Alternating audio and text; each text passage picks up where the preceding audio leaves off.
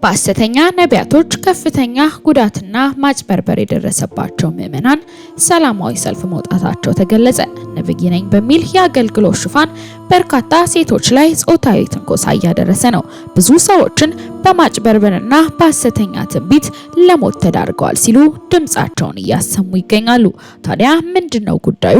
በዝርዝር የምትሰሙት ይሆናል። የሚደወለው ስልክ ሰላም ይነሳል። በማህተባቸው ኦርቶዶክሳዊ በመሆናቸው ነው የሚገደሉት። ደሞዝ የሚከፍላችሁ ምዕመን እየሞተ ነው። በጽድቁም በኩነኔውም ጉቦ የምትቀበሉበት ምዕመን እየሞተ ነው። ለማንኛውም መባ የምትቀበሏቸው ምዕመናን እየሞቱላ። በነገራችን ላይ የአርሲው ግድያ ሆን ብሎ ታቅዶ እንደሚደረግ የሚያመለክተን ነገር እነዚህ የምትመለከቷቸው ቪዲዮዎች በድብቅ የተቀረጹ ናቸው። በሌላኛው መረጃችን እጅግ የሚያሳዝን ዜና ተሰምቷል። በርካታ ክርስቲያኖች ዛሬም ድረስ እየተገደሉ ነው። ከሰሞኑን በየአቅጣጫው የሚሰሙት በክርስቲያኖች ላይ እየተደረገ የሚገኘው ጭፍጨፋ ሀይ የሚለው ጠፍቷል። ታዲያ በዛሬው ዕለትም የተሰማ አዲስ መረጃ ይዘንላችኋል። በዝርዝር የምትሰሙት ይሆናል። ሰላም ጤና ይስጥልን ቤተሰቦቻችን፣ ይህ የሮማንስ ሮድ የዩቲዩብ ቻናል ነው። በቻናላችን አዳዲስና ወቅታዊ ትኩስ መረጃዎችን ይዘንላችሁ መጥተናል። እስከ መረጃው ፍጻሜ አብራችሁን ቆዩ። ቻናላችንን ሰብስክራይብ ያላደረጋችሁ ሰብስክራይብ በማድረግና የደወል ምልክቷን በመጫን አዳዲስ መረጃዎችን በፍጥነት ያገኙ። ቪዲዮአችንን ለሌሎች ሼር በማድረግ ቤተሰባዊነቱን ያጠናክሩ። በናይጄሪያ በየቀኑ በሺዎች የሚቆጠሩ ክርስቲያኖች እየተገደሉ ነው። የክርስቲያኖች ጭፍጨፋ ካልቆመ ጦር እልካለሁ ብሏል የአሜሪካው ፕሬዝዳንት ዶናልድ ትራምፕ። የአሜሪካው ፕሬዝዳንት ዶናልድ ትራምፕ በምዕራብ አፍሪካዊቷ ሀገር ናይጄሪያ ውስጥ እየተባባሰ የመጣውን በክርስቲያን ህብረተሰቡ ላይ የሚፈጸመውን ግድያና ጥቃት በተመለከተ ከባድ ማስጠንቀቂያ ሰጥቷል። ፕሬዝዳንቱ ሁኔታው ካልተሻሻለ የአሜሪካ ጦር ወደ ናይጄሪያ ሊልክ እንደሚችል አስፈራርቷል። ትራምፕ በናይጄሪያ ውስጥ በየቀኑ በሺዎች የሚቆጠሩ ክርስቲያኖች እየተገደሉ ነው በማለት የናይጄሪያ መንግስት ይህንን እልቂት ለመከላከል በቂ እርምጃ እየወሰደ አይደለም ሲል ከስሟል። ፕሬዝዳንት ትራምፕ በአፍሪካዊቷ ታላቅ ሀገር ናይጄሪያ ውስጥ እየሆነ ያለውን ነገር አስፈሪ ነው፣ በሃይማኖታቸው ምክንያት ህይወታቸውን ያጡ ክርስቲያኖችን ዝም ብለን አንመለከትም፣ የናይጄሪያ መንግስት ይህንን አሰቃቂ ጭፍጨፋ ወዲያውኑ ማቆም አለበት፣ ካልሆነ ግን የአሜሪካን ጦር በመላክ ይህንን ሁኔታ እኛ ለማስቆም እንገደዳለን ሲሉ ገልጿል። ይህ የፕሬዝዳንት ትራምፕ መግለጫ በዓለም አቀፍ ማህበረሰብ ውስጥ ከፍተኛ ውጥረት ፈጥሯል። የዋይት ሃውስ ቃል አቀባይ በበኩላቸው ፕሬዝዳንቱ የሰብአዊ መብት ጥሰቶችን ለማስቆም ያለውን ቁርጠኝነት ያሳያል ብሏል። በሌላ በኩል የናይጄሪያ መንግስት ለዚህ ማስጠንቀቂያ እስካሁን ይፋዊ ምላሽ አልሰጡም። ጻድቃንማ አልሞቱ ወደ ፈጣሪያቸው ተጓዙ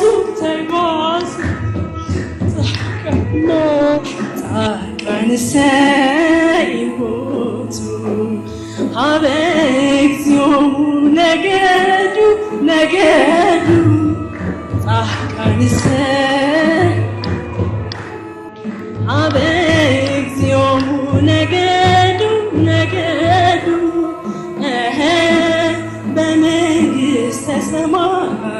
በመንግሥተ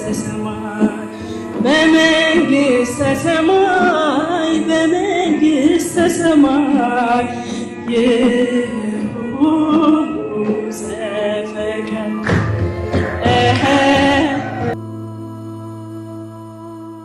በእንደዚህ አይነት ቪዲዮ ባልመጣ ደስ ይለኝ ነበር፣ ግን የሚደወለው ስልክ ሰላም ይነሳል።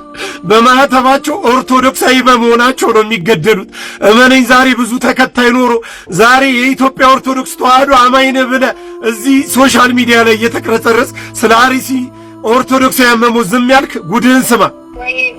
ወይ ምን አልሽኝ? የደወለልህ ከአርሲ ነው አባ፣ አርሲ መርቲ ወረዳ። እሺ ወደ ሽርካ ሳይሆን ወደዚህ ፈረቀሳ ወደሚባልበት የአምልኮ ወደሚመለስበት አካባቢ ነው የኛ ያለውና፣ እሺ የወረዳው ዋና ከተማ መርቲ ነው። ኦኬ መርቲ አቦምሳ ከተማ ላይ ነው ያለው። ኦኬ እና ትላንት ተክሊጌ ነበረ። እሺ የሚኒሻ ጤፍ ማጨድ አለባችሁ ተብለው ተመርጠው ነው የሄዱት እዚህ ከከተማ። ኦኬ እና ኦርቶዶክስ ክርስቲያን ናቸው። 6 ሰው በጥይት ተደብድቦ ሞቷል። ኦኬ የመሬቱ ባለቤትም ኦርቶዶክስ ክርስቲያን ነው። ኦኬ ከነ ሚስቱ ከነ ልጁ ጎረምሳ ልጅ አለው ይዘውት ሄደዋል። እኛ ሬሳ አስክሬን እንኳን ሆስፒታል ናቸው ሄደው ፎቶ ማንሳት አልቻልንም። ከዚህ በላይ በቁም መሞት የለም። ባለማህተብ ስለሆንክ ማህተብ ስላደረክ ኦርቶዶክሳዊ ስለሆንክ ተመርጠህ ለሥራ በሚል ሰበብ ተወስደህ ትገደላለህ። እመነኝ፣ ዛሬ ድምፅህን አሰማ። ዛሬ ተቃውም። የክርስቲያኖች ሞት ይቁም፣ ኦርቶዶክሳውያን መታረዳቸው ይቁም በል። በሌላኛው መረጃችን በሐሰተኛ ነቢያቶች ከፍተኛ ጉዳትና ማጭበርበር የደረሰባቸው ምዕመናን ሰላማዊ ሰልፍ መውጣታቸው ተገለጸ። ነብይ ነኝ በሚል የአገልግሎት ሽፋን በርካታ ሴቶች ላይ ጾታዊ ትንኮሳ እያደረሰ ነው፣ ብዙ ሰዎችንም በማጭበርበርና በሐሰተኛ ትንቢት ለሞት ተዳርገዋል ሲሉ ድምጻቸውንም እያሰሙ ይገኛሉ። በሐሰተኛ ነቢያቶች ሰላማዊ ሰልፍ እስከ መውጣት የደረሱት አፍሪካ ውስጥ በተለይም በደቡብ አፍሪካ፣ በዚምባብዌ፣ በኬንያ፣ በማላዊ እንዲሁም በኢትዮጵያ የሐሰተኛ ነቢያቶች እንቅስቃሴ እጅግ መስፋፋቱ ይታወቃል። በነገራችን ላይ በደቡብ አፍሪካ ነብይ ነኝ የሚል ተቀባይነታቸውን በመጠቀም በሴቶች ላይ ጾታዊ ትንኮሳ ያደረሱ ነቢያቶች በደሉ የደረሰባቸው ምዕመናን ናቸው ተቃውሟቸውን እያሰሙ የሚገኙት። ምዕመናኑም ጉዳዩን በብሪቲሽ ብሮድካስት ያጋለጡ ሲሆን ለተከታታይ 3 ቀናት የተቃውሞ ሰልፍ በማድረግ እነዚህን ግለሰቦች የሕግ ተጠያቂ አድርገዋል። ይህም በዚምባብዌ እንዲሁም በማላዊ ደግሞ ምዕመናን እግዚአብሔር ይፈውሳል፣ የኤችአይቪ ኤድስ መድኃኒት አቆሙ ብለው በማስቆም ለከፋ አደጋ ያበቁ ነቢያቶች በምዕመናን ተቃውሞ ተጠያቂ ሆነዋል። በሌላ በኩል ደግሞ ደቡብ አፍሪካ ሐሰተኛ ነቢያት ደግሞ ሳር ብሉ፣ ጋዝ ጠጡ ያላቸው ምዕመናን እንደ ከብት ሳር ሲግጡ የታዩ ሲሆን በኋላ ይህ ቤተክርስቲያን ተብሎ ሕጋዊ እርምጃ ተወስዶበታል። በጎረቤታችን ኬንያ የሙሴና የኤልያስ መንፈስ አርፎብኛል ያለው ነብይ ተብዬ ከእግዚአብሔር ጋር ቀጥታ እየተነጋገረ መሆኑን ለምዕመናን በመናገር ሲቃዥ ነበር። ለዘመናት የድህነት አረንቋ የጠመጠመችው አህጉራችን በየጊዜው መንቃት ሲገባት አሁን ደግሞ በሌላ ውድቀት የሐሰተኞች መጫወቻ መሆኗን ምንኛ አሳዛኝ ነው። በሐሰተኞች በቀላሉ መሸወዳችን ዛሬም ባላቀር ስለመሆናችን ዛሬም ለእውቀት ብዙ የቀረም መሆናችንን ያሳያል። ታዲያ ከእንደዚህ አይነት ጉዳይ በመንቃት ራሳችንንም ቤተሰባችንንም በመጠበቅ ልንከላከል ያስፈልጋል። በነገራችን ላይ የአርሲው ግድያ ሆን ብሎ ታቅዶ እንደሚደረግ የሚያመለክተን ነገር እነዚህ የምትመለከቷቸው ቪዲዮዎች ተቀርጸው ሲወጡ ማለት ሰዎች ሲቀበሩ ሬሳቸውና ተቀርጸው ሲወጣ የምታዩቸው ቪዲዮዎች በሙሉ በድብቅ የተቀረጹ ናቸው። ይሄ ማለት ተከልክሏል። በራሴ መረጃ መሰረት ቪዲዮ እንዳይቀረጽ ፎቶ እንዳይነሳ ተከልክሏል። ትላንትና 19 ኦርቶዶክሳውያን ሞተዋል። ከዛ 26 ኦርቶዶክሳውያን ሞተዋል። መረጃ የሚሰጡን ራሱ ውስጥ በኩል እየመጡ ስማችን እንዳይጠቀስ እያሉ ነው። የኛ ፎቶ ታስቀባ ያሉ ነው መረጃ የሚሰጡ። ለምን ይሆናል ይሄ? ለምን ይታፈራሉ? ገደላችኋ፣ በቃ ፎቶ ያንሱበት፣ ያስቀምጡ፣ ለታሪክ ያስቀምጡ፣ ቪዲዮ ይቅረጹ፣ ይናገሩ። ታፍኖ እኮ ነው የሚገኙት። ባርስ የሚገኙ ኦርቶዶክሳውያን ታፍነው እንደዚህ አፋቸው አፍኖ እኮ ነው የሚገኙት። እንዴት ነው ሻኔ የተባለ አካል ሻኔ የተባለ አካል ታላቅ ኃይል መጥቶ ገሎ ቪዲዮ እንዳቀረጸ አያደርግም። ባይዘው ከገደላት ይሄዳል። ለምን? መንግስት አለ ብሎ ስለሚያምን መጥቶ እንዲያጠቃው እርምጃ ስለሚወሰድበት ቶሎ ከዛ ቦታ ያመልጣል። አሁን ግን የተራያለ እንደዘለም እኮ ተገደሉ። ከዛ ቪዲዮ እንዳይነሱ ፎቶ እንዳይነሱ ማነው ስለሱ እንዳይናገር በደብቅ ተደብቆ በጅምላም እንዲቀበሩ የተደረገ የሚገኘው አይ እንዴ ለምን እንደ ይሄ የሚሆነው? ይሄ ባለበት ሁኔታ አባታ ዝም ጭጭ፣ ዘማሪያ ዝም ጭጭ። ቲክታከሮች ሀገራችን ላይ እኮ ከእንድ ጀምሮ የመጣ ባህል አለ እኮ። አንድ ሰው ሰፈር ላይ ሲሞት ቢያንስ ቲቪ ይዘጋል ስለሁለት 3 ቀን። እንዴ ቢያንስ ምንም ድምጽ ባትሆኑ ዘው አካውንታችሁን ፖስት አታርጉ፣ ምንም ነገር አጀንዳ አታስቀይሩ ፕሊዝ። እና አሁንም ቢሆን ለአርሲ ኦርቶዶክሳውያን በቻሉና ግን ድምጽ ናቸው ዝም እንዳለ አልሰማችሁ እንደሆነ መርዶን እንገራችሁ። ደሞዝ የሚከፍላችሁ ምዕመን እየሞተ ነው። በጽድቁም በኩነኔውም ጉቦ የምትቀበሉበት ምዕመን እየሞተ ነው። ለማንኛውም መባ የምትቀበሏቸው ምዕመናን እየሞቱላችሁ ነው። ህንፃ ለንግድ እያቋቋምን ነው እያላችሁ ገንዘብ የምትሰበስቡባችሁ ምዕመናን እየሞቱ ነው። የሻሽ አምጣ የምን አምጣ እያላችሁ መከራ ፍዳውን የምታበሉት ምዕመን እየሞተ ነው። ጽጌ ደርሷል እንጀራ አምጣ በየወሩ እያላችሁ የምትቦተቡቱት ምዕመን እየሞተ ነው። አንቺ በንጉስ ቤት ስላለው ከአይሁድ ይልቅ እድናለሁ ብለሽ በልብሽ አታስቢ። መርዶኪዮስ ለአስቴር የላከላት ደብዳቤ ነበረ። ዛሬ ከቅድስት ቤተክርስቲያናችን ውስጥ ከላይ ከጵጵስና እስከ ታች መዋቅር ድረስ ያላችሁ በቅጥርም በፈቃድም ለምታገለግሉ አገልጋዮች በሞላ ምናልባትም ዛሬ የምትበሉትና የምትጠጡት ቅጥረኛ ሆናችሁ ደሞዛችሁን የምትቀበሉት ቤተክርስቲያን ስላለችላችሁ ነው። ይነስም ይብዛም በኃጢአቱን መንገድ ሙስናና ጉቦ የምትቀባበሉት ቤተክርስቲያን ስላለቻችሁ ነው። ጽድቁንም ኩነኔውንም ያደረጋችኋት ተገብቶ የሚወጣባት ተነጋግሮ የሚስማሙባት ቤተክርስቲያን ስላለቻችሁ ነው። እናንተ ቤተክርስቲያን መከራ ሲደርስባት አታውቋትም። ሁልጊዜ የምታውቋት ቤተክርስቲያን ሰርግ ያላት፣ ድግስ ያላት፣ በአውደ ምሕረት ብቻ ነጭ ተለብሶ ተዘምሮ እልል የሚባልባትን የምትታረዷ ልጆቿ የሚቃጠሉባትን ቤተክርስቲያንን አታቋትም። ለነገሩስ ለምን ብላችሁ ለቤተክርስቲያን ድምጽ ትሆኗታላችሁ? ለምን ብላችሁ መግለጫ ታወጡላታላችሁ? ለምን ብላችሁ ለቤተክርስቲያን ልጆቻችሁን ለምን ይሞታሉ ብላ ለምን ትጠይቃላችሁ? ምክንያቱም የሰማዕታት ሞት ላይማ ሪቫን አይቆረጥም። ምክንያቱም በሰማዕታቱ ሞት ላይ አበል የለም፣ ደሞዝ የለም፣ ቦነስ የለም። ለምን ብላችሁ ትጮሁላት? ምክንያቱም ከዚህ ወደዚህ የደብርና የዲያቆናትና የካህናትን ዝውውር ማን ያስፈጽም? ለምን ብላችሁ ትጮሃላችሁ? ምክንያቱም ድግስ የለማ እዚህ ላይ። ለምን ብላችሁ ትጮሃላችሁ? ምንም የሚወጣበት ወጪ የለማ፣ ምንም የሚገኝበት ጥቅም የለማ። ለምን ብላችሁ ትጮሃላችሁ? በቅዱስ ቤተክርስቲያናችን ውስጥ በተለይ በዚህ ሰዓት ተቆጥሮ የማያልቅ የካህናት ሹመትና ብዛት፣ ተቆጥሮ የማያልቅ በየስፍራው በየኪሎ ሜትሩ የዲያቆናት ብዛት አገሪቷን ያጠለቀለቀ፣ ተቆጥሮ የማያልቅ በየማህበራዊ ድረገጹ በፎቶና በፊልተር የሚንበሸበሽ የሰንበት ተማሪ መዓት፣ በየመንደሩ የተቋቋመ ግብና ዓላማ ያለውም የሌለውም አሸን የፈላ የማህበራት ብዛት፣ ይህ ሁሉ ቤተክርስቲያን ሐዘንና መከሯ ጊዜ የለም። ተኝቷል። ሁላችንም አንቀላፍተናል።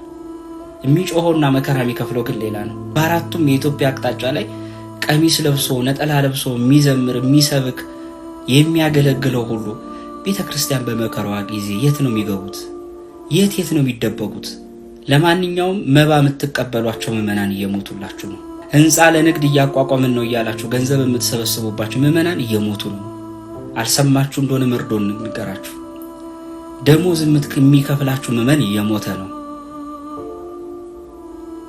በጽድቁም በኩነኔውም ጉቦ የምትቀበሉበት ምዕመን እየሞተ ነው።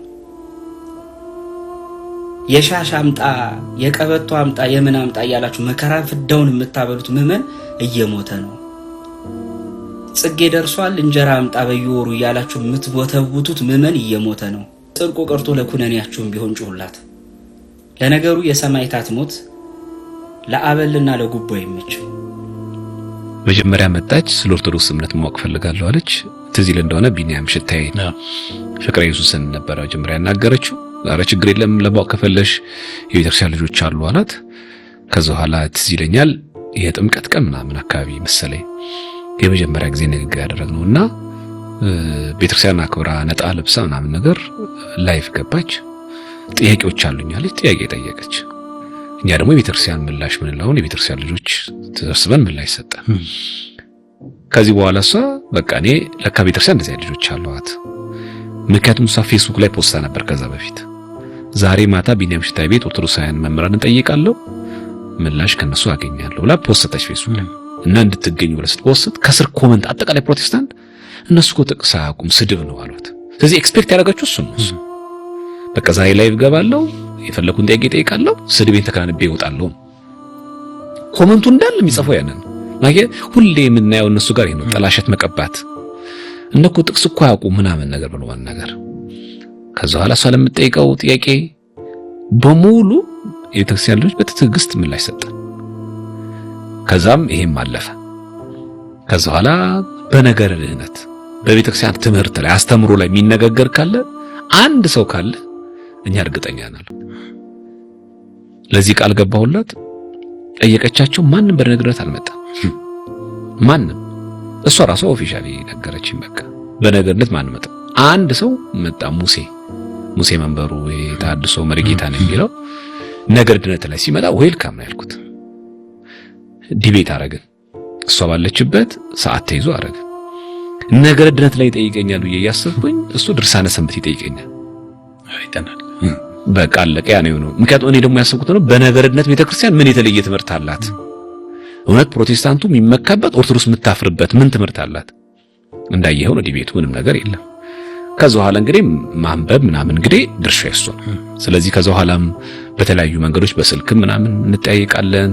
ትደውላለች ምናምን ነገር ማወቅ የምትፈልገው ነገር ትጠይቃለች ኦፊሻሊ እና እንዴት አደርጋለች እንጂ የተወችው ነገር አይደለም።